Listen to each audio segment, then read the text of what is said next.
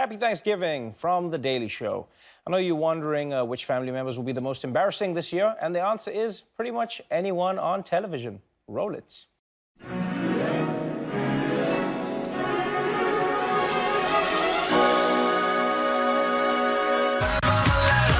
It's turkey time. It's turkey time. Time to talk turkey, everybody. The end of November, bring your friends and family members. Come along to Thanksgiving.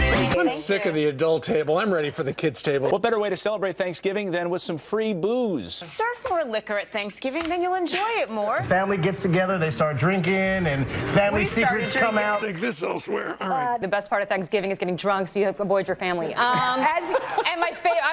I'm thankful for my little 5-month-old son. I'm thankful for an intrepidly hot wife. What I'm thankful for this Thanksgiving season, Without a doubt.